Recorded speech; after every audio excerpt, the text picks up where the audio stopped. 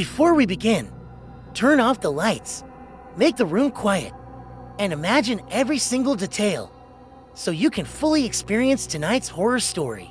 Ready? Let's begin.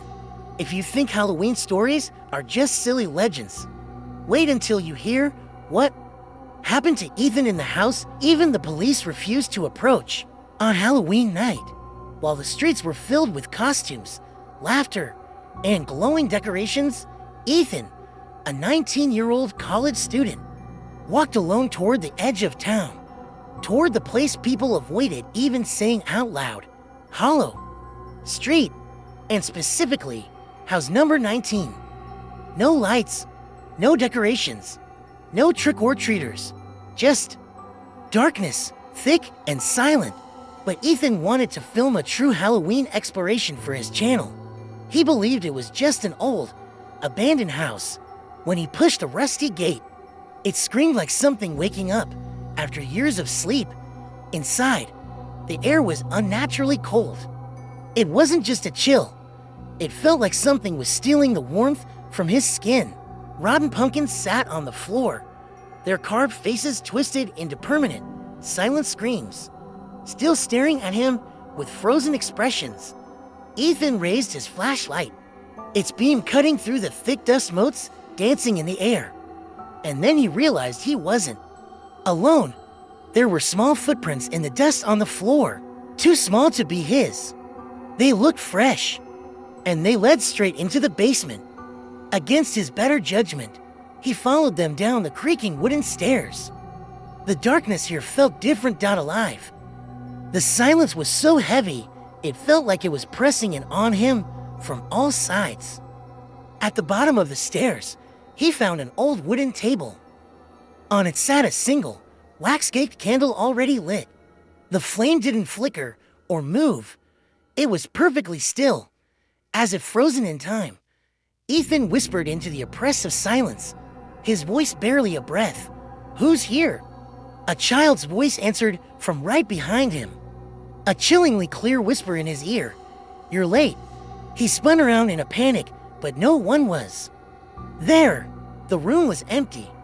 Just as he turned back, the candle flame went out, plunging him into total darkness. And that's when he heard it.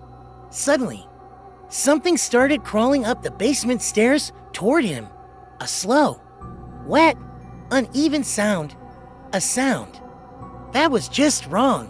Ethan lifted the flashlight with violently shaking hands and saw a small figure standing at the top of the stairs wearing a cracked pumpkin mask. The mask slowly, horribly, split open down the middle, revealing hollow black eyes and a mouth sewn completely shut with thick, dark stitches. The child lifted its tiny, pale hand, caked in dirt, and pointed directly at Ethan.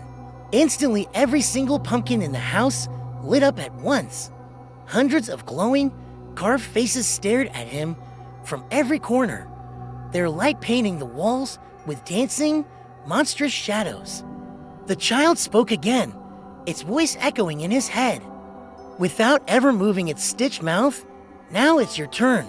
The basement door slammed shut with a deafening boom. The entire house shook, rattling the windows and walls, and Ethan's flashlight clattered to the floor, its beam spinning wildly before going out. The video he was recording that night was later found on his phone, left abandoned at the gate, still recording, just static, except for one final, horrifying frame. Ethan, standing in the basement, wearing the cracked pumpkin mask, his mouth completely stitched shut, and behind him, dozens of small, silent figures, all wearing the same mask. Waiting in the dark, police eventually entered house 19, but found nothing. No Ethan, no flashlight, no table, no candle. It was as if the basement itself had changed, erasing any evidence of what had happened. 3 days later, an orange glow appeared inside the house at exactly midnight. A neighbor, watching from his window, reported seeing a small child standing behind the glass. But when he looked closer, he saw Ethan's face trapped inside the pumpkin mask. Since that year, every Halloween, one young man in town disappears without a trace. And every disappearance is followed by a new child-sized figure appearing inside House 19. People in town don't say a teenager went missing anymore.